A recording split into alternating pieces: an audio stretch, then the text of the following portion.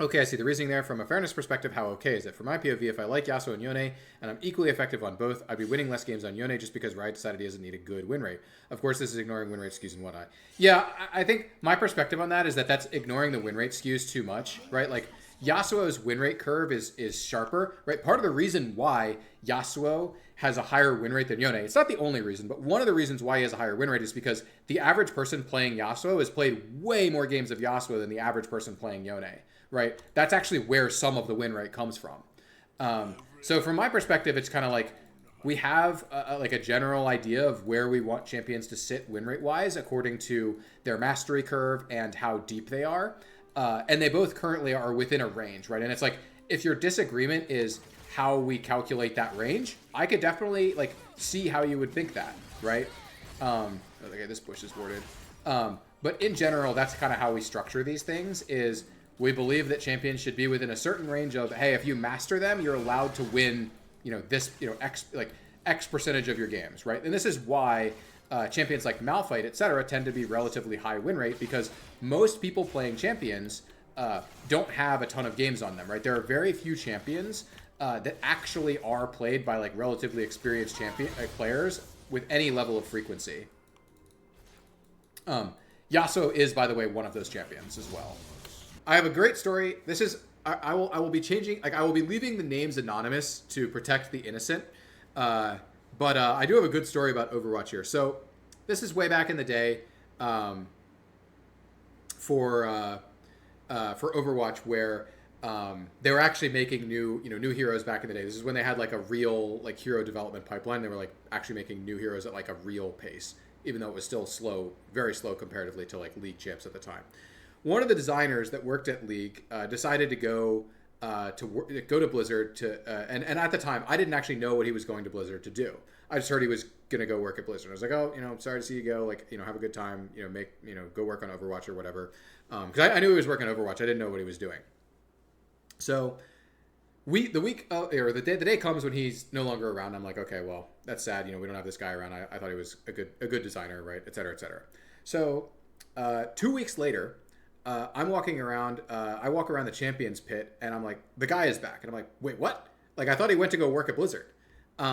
So this guy comes back, and he's just there, right? He legit worked there for like a week and a half or something like that.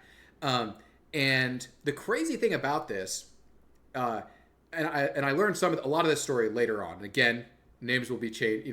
I will be protecting the innocent here. But the crazy thing about this is what he later told me and some other people was, the way that Overwatch hero design was done at that time, and probably still is done, was so art and like narrative, structure, focused that he put together a paper kit for a new hero, that they were working on at the time. Like he was given the design for this. He put together a paper kit, and a year later, that was just what the hero was. So this guy who legit worked at the company for like 1 week put in a paper kit, said, "This is what I think this like hero that you should be or could be," and they just made it with no changes whatsoever. Like they just shipped it.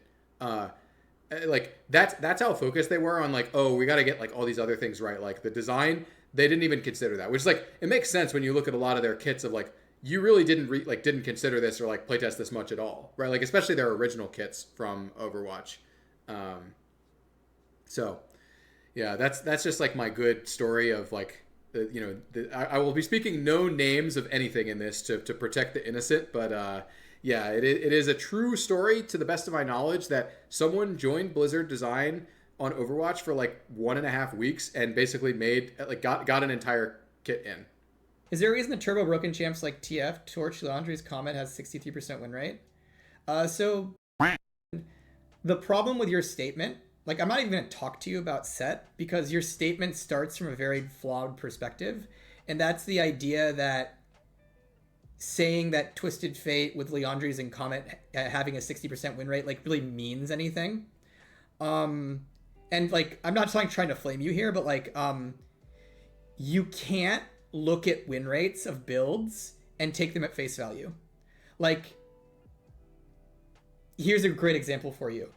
Some people will go and they'll look at Magi Soul Stealer and they'll be like, Magi Soul Stealer has a 70% win rate. That item's broken. And it's like, well, who do you think is building Magi Soul Stealer? Usually people who are winning, right?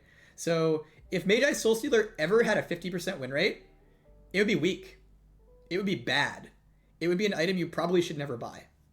Because Magi Soul Stealer is a snowball item. It having a high win rate represents it's doing its job, if that makes sense, right? And so if you're talking about something like, okay, what about Twisted Fate with Torch and Leandries? Well, your win rate evaluation there is already completely skewed because a Twisted Fate who has a Leandries and a Blackfire Torch has earned the money to buy a Leandries and a Blackfire Torch. Like, does that make sense? Like, think of all the games that Twisted Fate loses at 15 minutes because his team surrendered and he didn't have those items. Think of all the games that end at 20 minutes because he doesn't have those items, right? Like, when you look at an item's win rate, it's fake because you aren't accounting for all the context that is rolled in to what that item is doing and why it would have that win rate. Any item that costs gold has an inflated win rate because it is possible for games to end before you have the gold to buy the item. Sorry, I shouldn't say any item that costs gold. That's trolling. Obviously, like Longsword probably wouldn't. But like, if your item costs 3,000 gold, its win rate is going to be inflated because there are legitimately games that could potentially end before you have 3,000 gold. That can happen because, like, you know, your team could get stomped and forfeit at 15 minutes and you might just not have accumulated the gold, right? Similarly, any item that's bought in like the 3rd or 4th or 5th slot, that's also going to have an inflated win rate because in order for it to be bought in the 3rd or 4th or 5th slot, the game has to have gone that long for you to actually purchase it. And you have to have earned the gold to have afforded it in that slot, which likely means that you are doing better, which will then inflate its win rate. Are you guys scared of Seraphine mains raiding your office because they're crying everywhere from Reddit to Twitter? No, actually, because Seraphine tends to be a character that people like. Like, I don't... the Seraphine mains who are constantly on Reddit talking about how they need her back mid lane, it's like, that isn't the majority of people who play Seraphine, right? Like... Now, could Seraphine be more, is Seraphine a bit weak right now? She might be. So, could Seraphine be more mage-like? Potentially. I'm not gonna say she's in a perfect spot, but like, a lot of the threads you tend to see on social media, like Reddit, about Seraphine, one of the dangers of those threads is that they don't really represent the vast majority of people who play Seraphine.